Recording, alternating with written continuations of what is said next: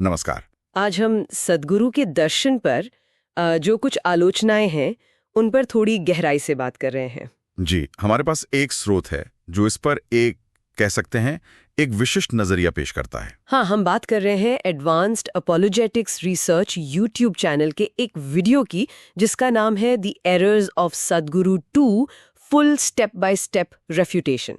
अच्छा। और ये स्रोत सद्गुरु के जो शिक्षाएं हैं उनको एक ईसाई दृष्टिकोण से देखता है और उनका खंडन करने का प्रयास करता है। तो आज हमारा मकसद है कि इस स्रोत में सद्गुरु की शिक्षाओं के बारे में, जैसे ज्ञान योग है, कर्म, पुनर्जन्म, आत्मज्ञान और कुछ वैज्ञानिक से लगने वाले दावे भी हैं। हाँ, उनके बारे में जो मुख्य सवाल उठाए गए हैं या जो कथित गलतियां बताई गई हैं उनको समझना। और ये स्रोत इनकी तुलना ईसाई मान्यताओं से भी करता है। ये जाना जरूरी है। और हाँ, ये साफ करना भी बहुत जरूरी है कि हम यहाँ सिर्फ इस स्रोत में जो जानकारी और तर्क दिए गए हैं वही पेश कर रहे हैं। बिल्कुल। हम ना तो उनका समर्थन कर रहे हैं, न ही विरोध। हमारा काम बस जानकारी को जस का तस आप तक पहुंचाना है। सही कहा। तो फिर इस स्रोत का मुख्य तर्क क्या है? वो सद्गुरु की शिक्षाओं को किस तरह से देख रहे हैं? देखिए, स्रोत का जो मुख्य दावा है वो ये है कि सद्गुरु की शिक्षाएं और खासकर ज्ञान योग वो हैं जिसे वो बाइबल का हवाला देकर झूठा ज्ञान कहते हैं। झूठा ज्ञान 1 तीमुथियुस 6:20 का जिक्र है शायद। जी हाँ, वही। उनका मानना है कि ये हिंदू मान्यताओं जैसे पुनर्जन्म, कर्म और आत्म साक्षात्कार या मोक्ष पर आधारित है, जिनका उनके अनुसार कोई ठोस आधार नहीं है। हाँ, तो मतलब स्रोत के हिसाब से ये दर्शन जो है वो व्यक्ति के अपने प्रयासों पर ज्यादा जोर देता है। बिल्कुल। स्रोत यही कहता है कि ये आत्म प्रयास से मोक्ष पाने का रास्ता सुझाता है, और ये चीज ईश्वर की कृपा और उसके रहस्योद्घाटन यानी डिवाइन रेवलेशन पर आधारित जो ईसाई नजरिया है उससे बिल्कुल अलग है।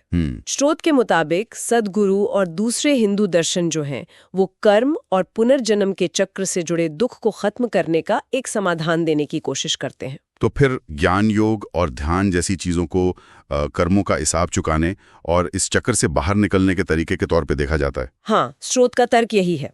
लेकिन वो साथ में ये भी कहता है कि पुनर्जन्म, कर्म, मोक्ष ये सब बिना सबूत वाली धारणाएं हैं। अच्छा। जो कुछ खास ग्रंथों पर आधारित हैं। स्रोत इन्हें कोई सिद्ध तथ्य नहीं मानता। इस स्रोत में मैंने देखा विज्ञान के इस्तेमाल पर भी काफी सवाल उठाए गए ना। हाँ, ये एक बहुत अहम नुक्ता है उनके विश्लेषण का। स्रोत आरोप लगाता है कि सद्गुरु वैज्ञानिक शब्दों का इस्तेमाल करते हैं, जैसे क्वांटम फिजिक्स या ऊर्जा का जिक्र करते हैं। जी। लेकिन ऐसे संदर्भ में करते हैं जिससे उनकी बातें वैज्ञानिक लगें, भले ही उनका वैसा वैज्ञानिक आधार न हो। इसे वो इक्विवोकेशन या अनेक अर्थकता कहते हैं। इक्विवोकेशन मतलब एक ही शब्द को अलग अलग मतलब में इस्तेमाल करना। हाँ, बिल्कुल।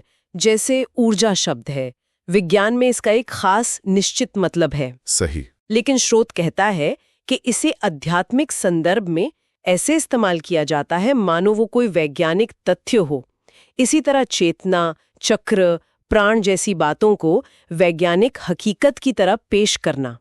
स्रोत इसे छद्म विज्ञान या फिर हिंदू शिक्षाओं की एक तरह की वैज्ञानिक पैकेजिंग मानता है। तो ये स्रोत सद्गुरु के दर्शन में किस किस तरह की कथित खामियां गिनाता है? क्या इन्हें कुछ श्रेणियों में बांटा गया है? हाँ, स्रोत कई तरह की कथित त्रुटियों की बात करता है। पहली है तथ्यात्मक त्रुटियां। तथ्यात्मक? हाँ, जैसे सार्वभौमिक चेतना का दावा, पुनर्जन्म, कर्म, चक्र, आकाशीय रिकॉर्ड्स के दावे। स्रोत के अनुसार इन बातों का कोई वैज्ञानिक या अनुभवजन्य सबूत मतलब एम्पिरिकल एविडेंस नहीं है। और तर्कों में भी कमियां बताई गई हैं, लॉजिकल फैलेसीज। बिल्कुल। स्रोत कई तार्किक भ्रांतियों का आरोप लगाता है, जैसे नॉन सेक्विटर यानी ऐसा नतीजा निकालना जिसका पिछले तर्क से कोई सीधा संबंध ना हो। अच्छा। या फिर गलत तुल्यता, जैसे हमने अभी ऊर्जा या इंजीनियरिंग जैसे शब्दों के इस्तेमाल की बात की। हाँ। इसके अलावा किसी बात को सिर्फ इसलिए सही मान लेना क्योंकि कोई प्रभावशाली व्यक्ति कह रहा है, जिसे हम अथॉरिटी अथॉरिटी बायस कह सकते हैं, या फिर जल्दबाजी में किसी सामान्य निष्कर्ष पर पहुंच जाना।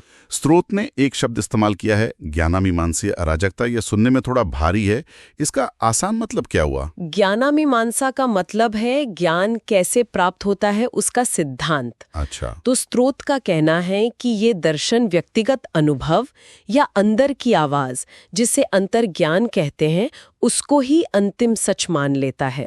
और ज्ञान पाने के जो स्थापित तरीके हैं, जैसे तर्क और सबूत, उनको नजरअंदाज करता है। इसी स्थिति को वो ज्ञानामीमांसीय अराजकता या एपिस्टेमोलॉजिकल एनार्की कहते हैं। और क्या स्रोत ये भी कहता है कि इस दर्शन की बुनियाद और तरीके, मेथड्स ही दोषपूर्ण हैं? हाँ, ये भी एक तर्क है। स्रोत कहता है कि पुनर्जन्म, कर्म जैसी जो बुनियादी मान्यताएं हैं, वो ही बिना प्रमाण के हैं। और कार्यप्रणाली यानी मेथोडोलॉजी के स्तर पर देखें तो स्रोत अनुभवजन्य सत्यापन की कमी की बात करता है, वैज्ञानिक भाषा का चयनात्मक उपयोग, किस्से कहानियों पर बहुत ज्यादा निर्भरता और परिभाषाओं का स्पष्ट न होना। और ये भी कि इन दावों को गलत साबित करने की कोई गुंजाइश नहीं छोड़ी जाती। Lack of falsifiability. अगर स्रोत के नजरिए से इतनी सारी कथित कमियां हैं, तो फिर उनके मुताबिक लोग इन विचारों को क्यों अपनाते हैं? क्यों ये इतने लोकप्रिय हैं? स्रोत इसका कारण हमारे सोचने के तरीकों में छुपे कुछ संज्ञानात्मक पूर्वाग्रहों यानी कॉग्निटिव बायसेस को बताता है। जैसे पुष्टि पूर्वाग्रह, कन्फर्मेशन बायस, मतलब हम उन बातों पर ज्यादा ध्यान देते हैं जो हमारी पहले से बनी राय से मेल खाती हैं। या फिर अथॉरिटी बायस, किसी जाने माने या प्रभावशाली व्यक्ति की बातों को आसानी से मान लेना। तो कुल मिलाकर इस स्रोत का निष्कर्ष क्या निकलता है? निचोड़ क्या है? देखिए, अपने विश्लेषण के आधार पर ये स्रोत इस नतीजे पर पहुंचता है कि सद्गुरु का दर्शन त्रुटिपूर्ण है। उसमें तथ्यात्मक, तार्किक और प्रणालीगत कई तरह की खामियां हैं। और ये ईसाई शिक्षाओं से अलग है। हाँ, और ये ईसाई शिक्षाओं के जो मूल सिद्धांत हैं, उनसे मेल नहीं खाता, खासकर उस बिंदु पर जहां ये ईश्वर की कृपा के बजाय व्यक्ति के अपने प्रयासों से मोक्ष या उद्धार पाने की बात करता है। ठीक है, इस स्रोत के तर्कों को समझने के बाद एक सवाल जरूर मन में आता है। ये स्रोत आध्यात्मिक दावों को परखने के लिए वैज्ञानिक और तार्किक विश्लेषण पर बहुत जोर देता है। जी। तो किसी भी आध्यात्मिक रास्ते पर चलते हुए जो व्यक्तिगत अनुभव होता है, जो आस्था होती है और जो तर्क होता है, इनके बीच सही संतुलन कैसे बनाया जा सकता है? ये एक अहम सवाल है जिस पर शायद आगे विचार किया जा सकता है।